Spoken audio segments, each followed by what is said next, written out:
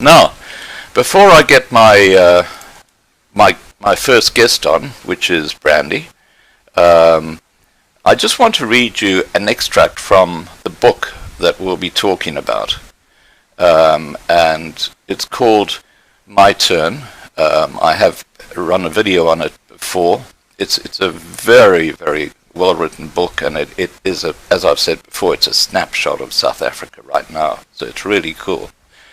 And there's a page which is headed "A Call for Peace," and she writes, "I write to ask for change. I am desperate for peace. I am dreaming of the rainbow nation that was once promised to all South Africans. All lives matter, all races count, and all of us, each South African, dreams of a life of peace, harmony, and unity. For all the injustices of the past and for all the injustices of the present, peace can never be achieved through hatred or combining two wrongs to achieve one right. Peace for a nation that was once built and structured on pride, wealth, and beauty. I dream of a nation in union where all South Africans are home in a country we love, admire, and help build. I dream of a rainbow nation." And you can see her writing style is quite exquisite. Now, I'm going to get Brandi on, so we can have a chat, and we'll be talking about that book, and also a petition that she's putting together. Okay, here we go.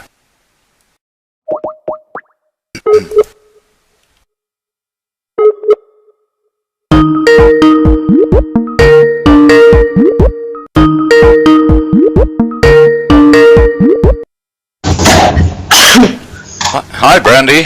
Hey, Scott. How are you? Good. Have you got your video on? I think so. There you go. Now I see you. That's better. So, how's your day been? It's going pretty good. My kids are maniacs, but other than that, the usual, you know. Yeah. I've been thinking of dropping them out in an orphanage, but they're like alligators. They have honing devices, and they'll find their way back home. Right.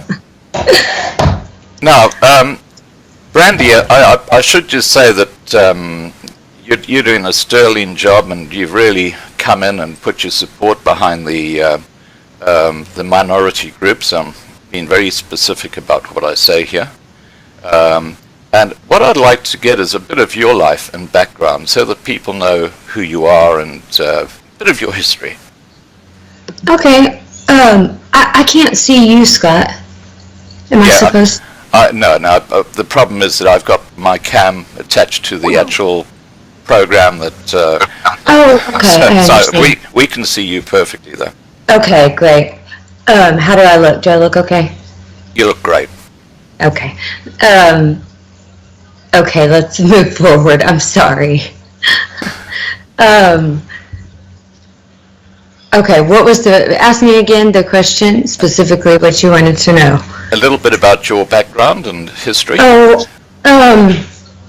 so my background on this situation is I have known about this for a very long time, and I've known about it because I don't really get my sources from the mainstream media, which we all know why, and I've been digging for information on things I want to know about for a long time, you know. It's something Andrew Breitbart started, and I was, you know, like more than 10 years ago, I would dig up these stories. I would see these stories about these brutal, horrible murders, you know. Yeah. And it would be attempts of people trying to get attention, but not in a big way, and or anonymously. So over the years, you know, I followed it more closely, and then I started seeing more and more, and then it, you know, it's progressed worse and worse and worse and worse and worse. But I've been keeping up with it the entire time. Right. And so it's always been like my greatest agony that I saw no way to help. I didn't have a clear path. No one was speaking on it. I mean, I was so angry about it. And the day that Trump tweeted about it, I just saw it in passing on the news. I did not have any social media. I hate social media. I really don't like it. But it hit me like a ton of bricks as soon as I saw that. But I want to tell you, I had to look it up because I thought it might be fake. I mean, that's how shocked I was that someone, not just someone, the leader of the greatest democracy that has ever existed in the world spoke out in defense of these people. Yeah. And that, I don't think a lot of South Africans realized what he did with that tweet, because I get a lot of people that are frustrated and angry that he hasn't said more, you know? But when he tweeted out that tweet, it did so many things. Yeah. Number one, it put their government on notice. It put the world on notice, and it brought it to the forefront, you know, and he knew he would be attacked. He knew he would be called names, and he did it anyway. Yeah. It wasn't a whim. It was very calculated, and I believe that he knew exactly what was going on when he sent that tweet out. Yeah. And it just hit me right then. My path to help, there it was. Yeah. And I knew he just opened the door, and we've all got to rush through it all at the same time. I joined every social media. I'm on Gab, Twitter, YouTube, Facebook for this issue only, because I knew that, okay, I have to do what he did. Bypass the media and speak directly to the people to get the word out. Yeah. Now, talking about Trump,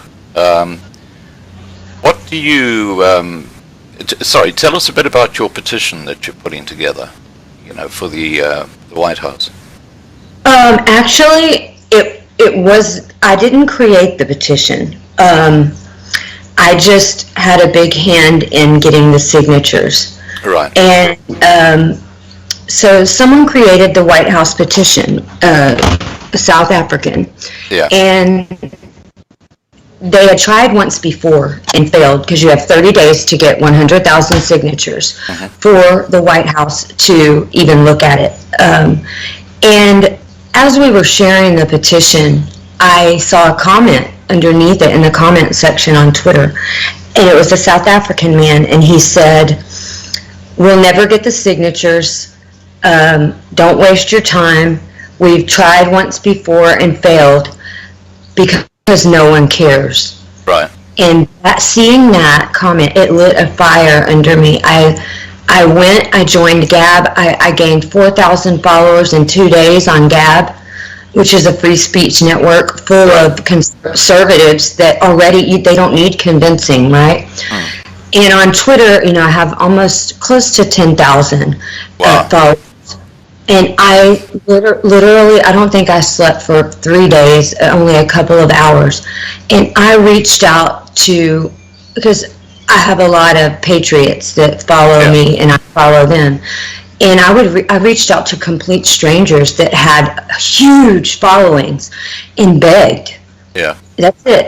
I put my pride aside, and I begged for them to help, to please share this, please support this. And I gave them, you know, some facts on it. And we got those signatures, Scott, in 1 week. Wow. That's fantastic. And the people kept signing for good measure. Yeah. Yeah. Yeah. It was pretty amazing. Talking about websites, you've got your own website, haven't you? USAC. Yes, I do. Yes, I do. Along with Craig Montgomery and Tammy Coling, and Alice too. Alice that wrote the book My Turn South Africa. Right. So USAC, it's usac.center, and what we're doing is we have been collecting evidence, and we've been collecting it way before we started the website. And we have gathered a mountain of evidence of a slow genocide taking place in South Africa against this minority group of people, Right. planned by the government and systematically carried out over a 24-year period. When we put the website up, it is a place for all people of all races, colors, creeds, nationalities that are against what's happening to these people. It's a place for them to go, join, sign up. You can submit statements, evidence, anything that you have. If you're American, if you're Swedish, if you're Dutch, whatever you are, and you are against this, go there and give us your words, because the words of the people are powerful as a whole. So we could put 1 million news stories on there, as evidence, 1 million lists of people that have been murdered. But if we have 1 million statements from people telling their stories of being victims of anything that is a direct cause of this government and the policies, if you've experienced threats, your family's been affected by the murders, if your car's been stolen 25 times, if you can't get a job, if you've been, attempts on kidnapping, anything. Yeah. Tell us your story. That's what it's there for, because this is the last piece to our puzzle. This is what we need, and this is why USAC is there. It also has a blog post. I wrote the 2 first blogs on there to lay the foundation for what we're going to do with this evidence. The first one is the history of past genocides and how the world always waits until it's too late to act. And the second one is genocide by definition. And what I did was I took the UN's definition of genocide, and it's very simple because it was intended to use against them. It's their own words. And these people fit into all 8 categories laid out very specifically by the UN. Yeah. And I did a video on that the other night telling them kind of where they fit in. How do we get this message past the mainstream media? Because they just don't touch it. I mean, that's the mainstream media in America, because that's really where the censorship is happening. Yeah, it's almost criminal, Scott, and Google too, okay? Because you can't Google this issue and get the truth. Yeah. You have to dig, because if you Google farm murders, I've done it just to see what happens. It brings up white supremacist, conspiracy theory. It says it's a lie, that the numbers don't add up. You get all of these stories just totally against it. And the thing is, when they say these things like, okay, the number of farm attacks are small based on the whole statistics of murder in South Africa. Yeah. Well, of course they are, because they're only 8% of the population. Yeah. But the difference is the murders are being committed against these people based on their race. Yeah. And to answer your question, how we get the message out is the people. So bypass the media. Bypass the media. We can't depend on the media. Yes, Tucker Carlson has spoken out several times on this, and he made it a big issue. And thank you, Tucker Carlson. I know you'll probably never see this video, but you are truly a hero of mine for speaking out on this, knowing that you were going to be attacked. Yeah. And but I'll just remind the people, because you have a lot of subscribers, Scott, and I'm sure many of them are American. So to all Americans and everyone else who remember Andrew Breitbart, he started Breitbart because of the mainstream media bias. Yeah. He started this whole thing of being an independent journalist. and getting your story out there. Follow his playbook. Yeah. That's what I urge people to do. Sure. Is do what Breitbart did and fight against them, and don't stop speaking. You speak until they hear you. And if we have enough people speaking out, the roar will become so loud that they will not be able to ignore it. Well, it's really good to see a lot of new people who are now starting to join the fight, and on platforms like YouTube and other platforms, which are all online, because there's no other way the message is getting out.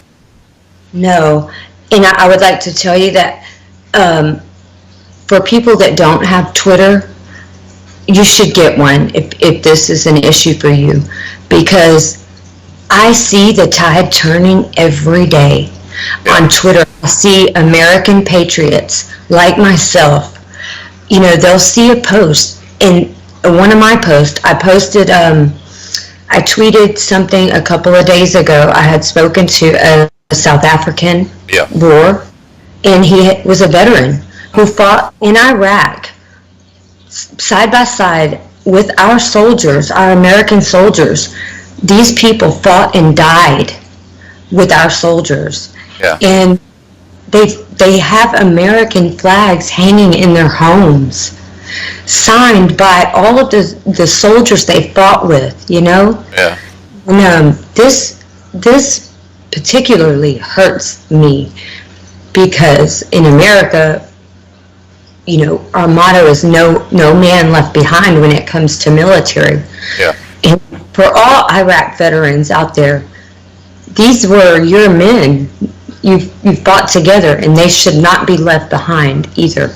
Yeah, I totally agree. Yeah. And a lot of people don't know that little bit of information, that they fought and died for us. Yeah. And we had a hand in getting them in this position, a big hand. And the least we could do is step in, replace the whole government with people, and open our borders to these people. Yeah. And let them into safety. I can see this as a very emotional subject for you. Yes, it hurts me very bad, because I'll tell you why. I'm so sorry. I hate this. I'm usually hold my composure. But it hurts me because if it was anyone else and this was happening, this would be the #1 story in the world. It would be. The fact that they were changing their constitution to be able to steal white-owned land, It's shocking. is huge. Yeah, And it you is. never hear one word about it. Yeah. You're These exactly children, right. they're gang raped to death Yeah. by men with AIDS that openly brag about it online. They take pride in it. It's shocking. And nothing, not a word. Yeah. It's shocking. Now, getting back to one of the subjects we were just touching on earlier, that's Alice's book, My Turn. Tell us about that. Alice is a friend of mine, and I actually spoke to her right before I came on, Scott, and so I've got a couple of messages for you from her. But she wrote the book, My Turn, South Africa. Right. And it's basically my turn, South Africa, waiting to die, is the point. And in this book, Alice, she gives a long list of names of government officials and their corruption, their crimes against humanity, what they've done. Yeah. She gives so much information in this book that people need to see. She speaks about the squatter camps, which I often speak about because this is something that I raise money for and I try very hard to help with, and how these people ended up there. She she exposes the government. She exposes how the South African government has violated international sanctions, by their dealings with Iran, which they have, which we have proof of in black and white. I won't reveal all to y'all because, a smart warrior doesn't reveal their hand.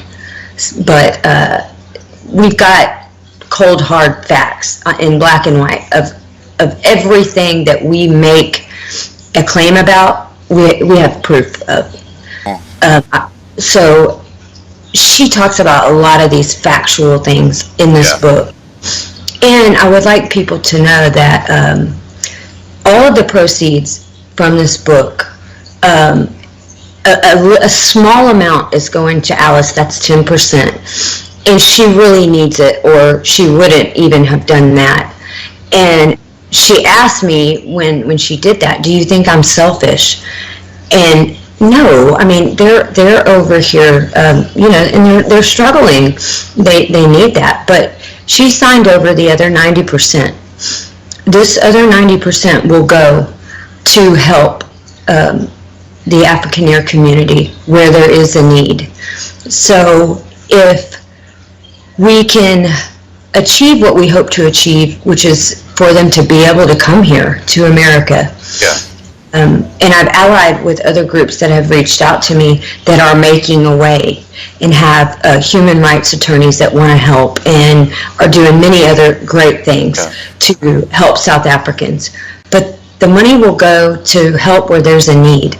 If there's a need to get plane tickets, that's what it will go to help with. We've yet to figure out exactly what those needs will be because the time hasn't come yet. But I want everyone to know that in supporting her book, you're not only supporting her in South Africa, but you're supporting the people in a monetary way. Yeah. Now what I'll do is I'll actually put a link to the Amazon where you can buy the book online. And I'll also put a link to your website so that people can go to that, the USAC website. Now, you just talked about South Africans coming to the US. What advice, A, could you give South Africans about when they come to the US, and B, what is the situation if they just go there and seek amnesty? Do you have any information on that? I actually do have a little. And I've had 2 people reach out to me that have an organization. I'll just speak on it a little bit because it's amazing. Right. And they didn't ask me to or anything, but I haven't spoken about it yet because they're not totally off the ground yet and up and running. Right. But they are 2 amazing people. Vanessa, she lives in Texas, not too far from me, right. But she's South African. And Peter, he's also South African, but he is here on asylum. Right. So he has given me advice on this. And they have started an organization called the King Resettlement Program. They are in works in doing everything the legal way to get a nonprofit up and running, legally, where it's the government, kind of watches over it. And this is so that it is completely legit, and when people donate to it, they know where the money's going because it's watched by the government, But they also have human rights attorneys that have done these cases and are willing to help at no cost to South Africans when all of this, is brought to the front.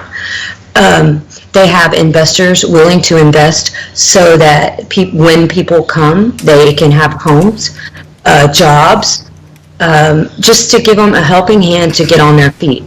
I know well how the South African community, the white South African community is. They don't want a handout. They don't want welfare. They won't cheat. They don't want to lie. They're not going to break the law. And this is not welfare, and it's not cheating. It's a helping hand to get you on your feet once you're able to get here. Yeah. And what Peter told me is that the more people that if you get here and you apply for asylum, the better. The better it is for all the rest that come. Yeah. So when you apply for asylum, though, you will need evidence. You'll need to prove your case. You'll have a hearing. And at this hearing, they're going to want evidence that it's not safe for you to be there, that your life is in danger. Yeah. So if you plan on doing this, be collecting this, be gathering this evidence of every single thing that you need to prove why you cannot go back there. Yeah. And another thing they're trying to do with attorneys is they reached out to me seeking evidence, because I have things they do not have, to present to a huge law firm that's willing to help. And what they were looking for is to try to find a loophole. Instead of getting one person amnesty, to do like class action, a group of people. What a great idea. Right, it is a great idea. What the response from the attorneys, they contacted me after they met with them. There's no law in place for anything like that right now. You can't apply for asylum until you get here. So what they're planning to do is to start lobbying the U.S. government and to try to get a law passed to make this a possibility, which is hard work. Yeah. Now, one of the things that is a no-brainer is that white South Africans and their way of life and their religion and their beliefs are so compatible with Americans. When you compare that to the sort of people that they're letting in on asylum, who are just totally incompatible with the American way of life, it makes absolute sense to have, especially white South Africans, being allowed into the country. Right, and I love these people so much, and it's because they're more like myself and my family than half of my country. Yeah. I mean, Texas would be a perfect place for them. Any rural area where, it's kind of a small town feel, the community's like family, which is most of Texas is like this, they would fit in perfect. Yeah. In their way of life, they would be right at home, Don't move to Portland. Do not move to Chicago, New York, or California. You will hate it. Portland is feral. It's totally feral. That's where Antifa, what's it, Anita? Or Antifa. Antifa, that's where they're based. Oh, yes, they are. And I have to tell you I'll just tell you this really quickly. My daughter, she's 7, and she's a fierce little American patriot. And she's like this because I got angry that the schools weren't teaching her certain things, Right. And she's very smart, and she doesn't care anything about pop culture, singers, anything about that. She loves history. Yeah. And if I even mention anything, she's got to know the whole history behind it. Marcus Luttrell, the lone survivor, for example. Mm-hmm. I mentioned him. She had to know the whole story, that he crawled 12 miles, paralyzed from the chest down, all of it, everybody in his team killed. He drug himself 12 miles, shot 3 times, broke his back. Yeah, so she wanted to know the whole background. Yeah. So she saw Antifa on the news one night. She was eating dinner, and I was sitting outside, and I could hear her. And they were burning flags, American flags, and I could hear her. And she said, "You damn idiots. If I saw you doing that to my flag, I would beat you with the damn flagpole." So she's cursing, of course, which I'm not happy about, but I'm outside giggling because I've taught her how other people are forced to live. Yeah. And while we never take for granted how we sleep safe at night, and even as a 7-year-old, she's able to grasp that we're very fortunate to be Americans, to be born here. Yeah, that's exactly right. Okay, now is there anything else you'd like to raise at this stage? We've got about 100 people watching at the moment, so it's quite a nice group.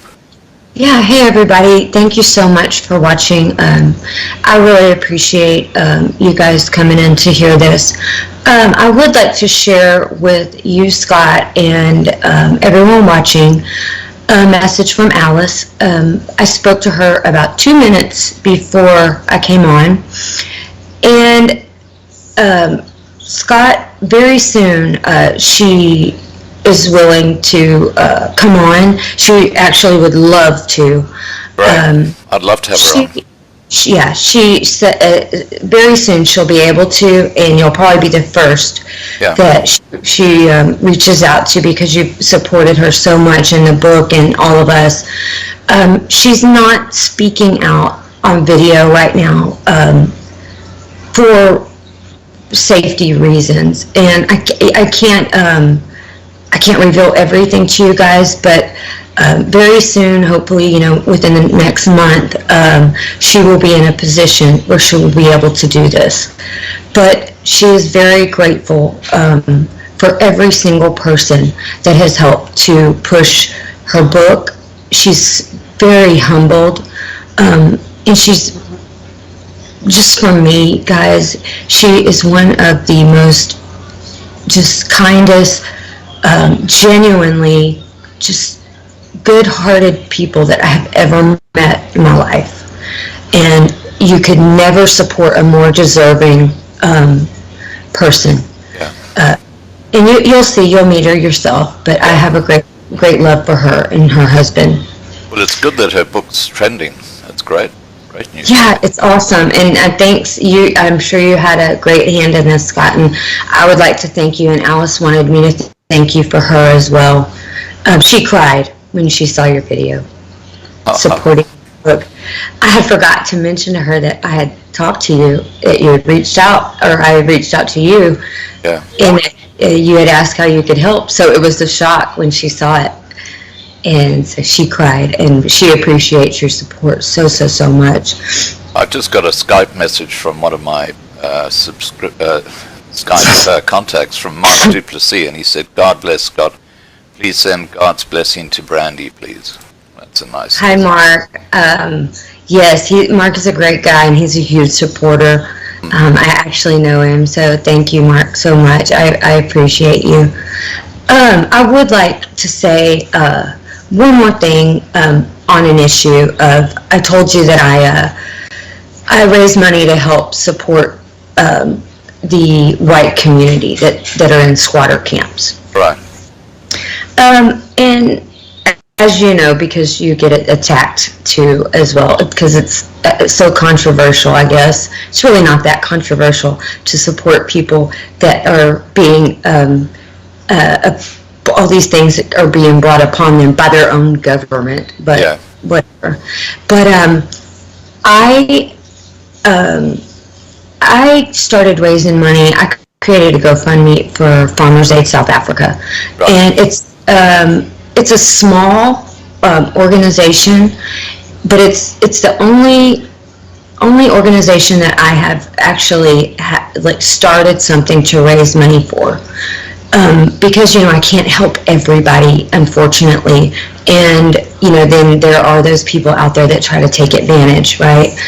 I chose to support this small, dedicated organization over a larger one because the man that runs this, his name is Patrick, and he is probably one of the most dedicated people I've ever met in my life, and I've come to know him well over a period of time. Right. And I've come to know that he doesn't tell me, but others tell me that he has many hardships of his own.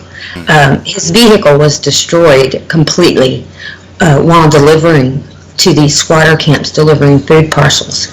And instead of quitting and giving up, he began walking to deliver this food and taking taxis and whatever he had to do, which is so dangerous. He lives in Durban, so everyone knows that's not a place to be walking. Not a great place to be, for sure.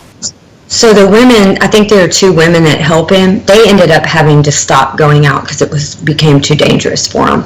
Wow. But he also visits the old age homes, and he takes food to the white elderly there, Yeah. because they are often starved, and if they don't have families that check on them, they're passed over for 4 or 5 days, while the other people are fed.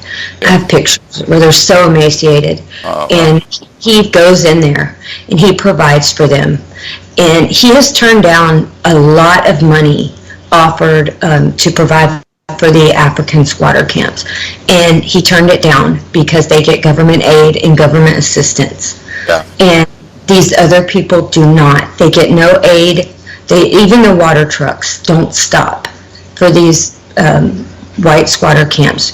The children don't have shoes. They're denied access to education because they are white. This is the future of generation of this community, guys. Well, I would can you really imagine? appreciate, yes. Can you imagine if the EFF or BLF get in? How things will go downhill then? They'll all die. And I'm sorry to put it that way, but people need to realize, and especially the people, the white South Africans who are dead set on civil war is the only answer because they want to, have Cape independence. Yeah. I just want to remind you of when civil war breaks out, who are the first people to die? The first people to die are going to be these people, the most vulnerable people. So just think about that. Yeah. And these children are the future of your generation.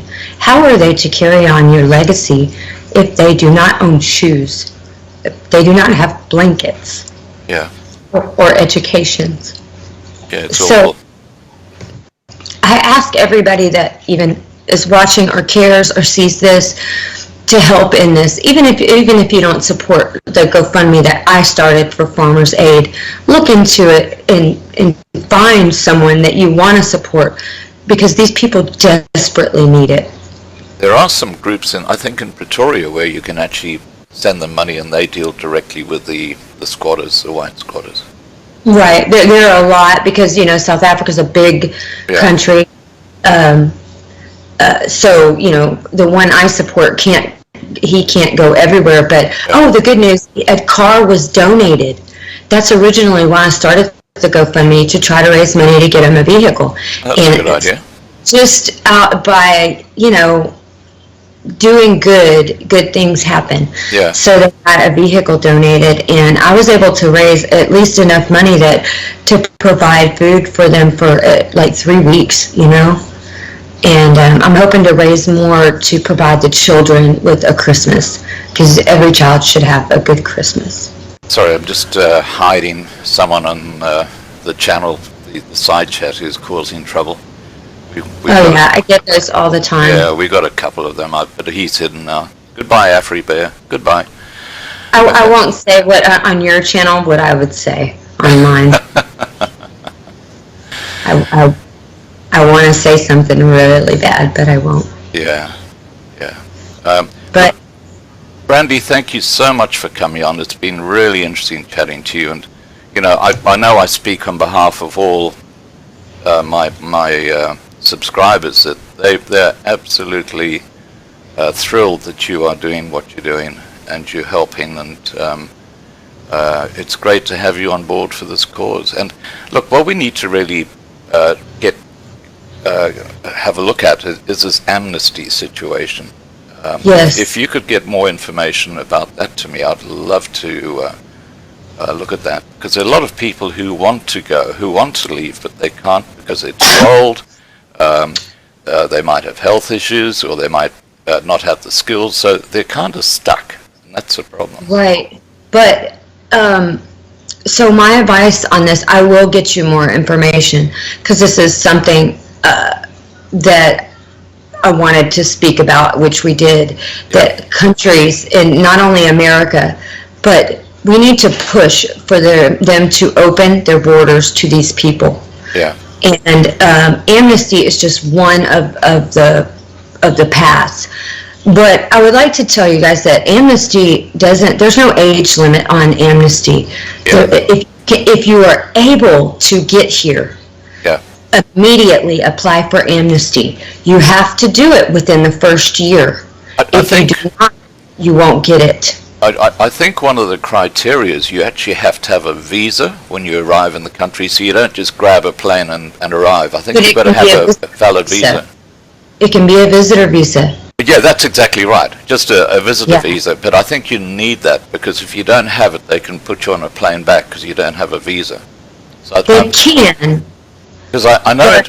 I'll tell you what happens in Australia is that boat people who kind of come into Australian waters, because they don't have a valid visa, they're sent off to PNG, where they've got this camp. Now, if you fly into Australia with a visa from South Africa or anywhere, you can then claim amnesty, and they will have to put you through the process because you have a visa when you arrive. So I think that's something that perhaps also should be looked at. Yes, I agree. And to everyone who has maybe been told that it's a waste of time to apply for asylum in the United States, that it's never been given to a white South African, because I know people that this has been, I'm sorry, the flies are horrible. They keep coming to my house. I've spoken to people who were given bad advice by attorneys, Right. and told not to apply for asylum because it has never been granted to a white South African. Right. That is a lie.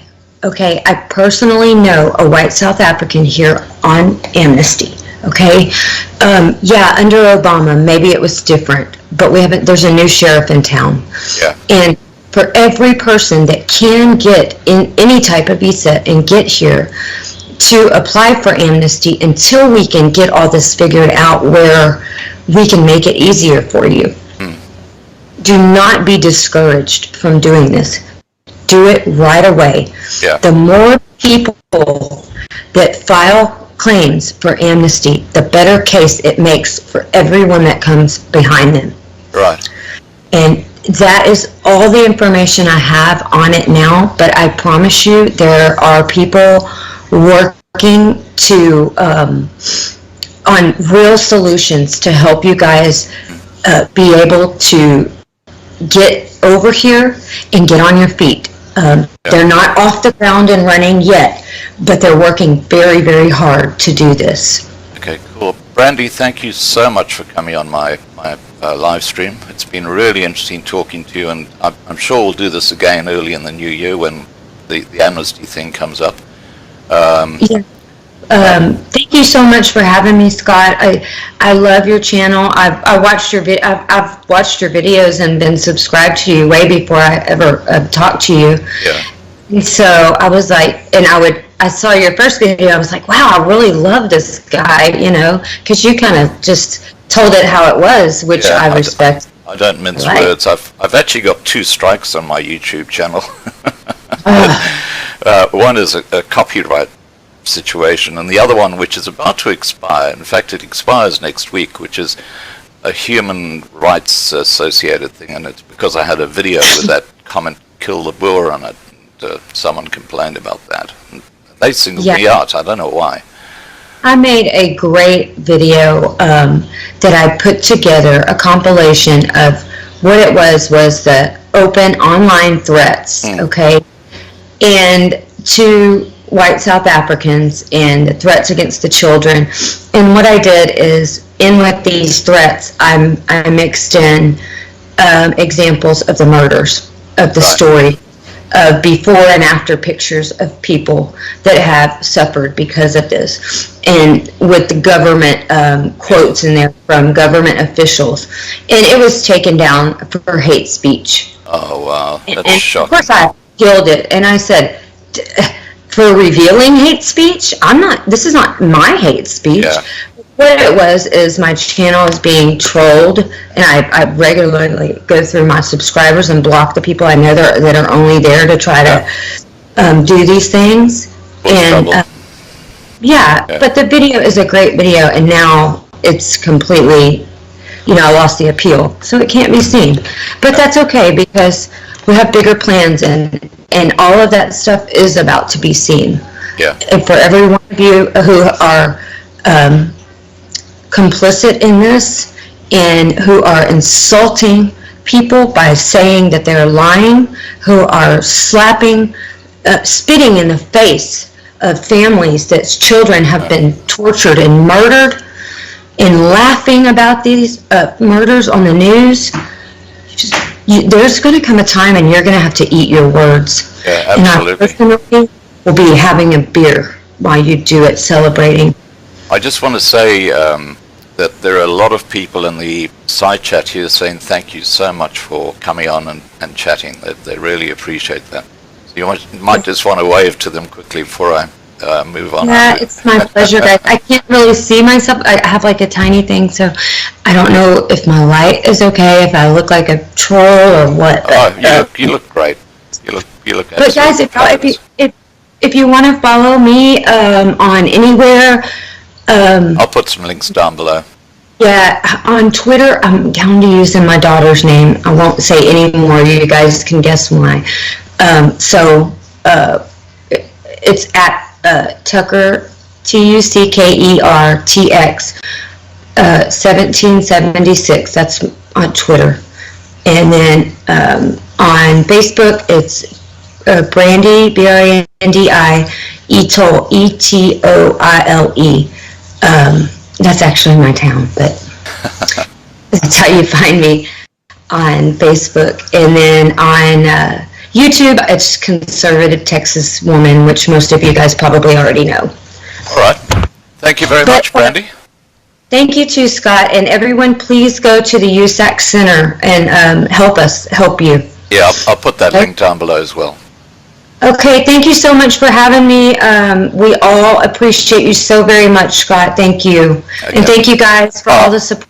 Love you. And I'll put this video as a separate interview video on the main channel so that Susan's just coming through. She's ready to go. So I'll just say cheers and we'll chat soon.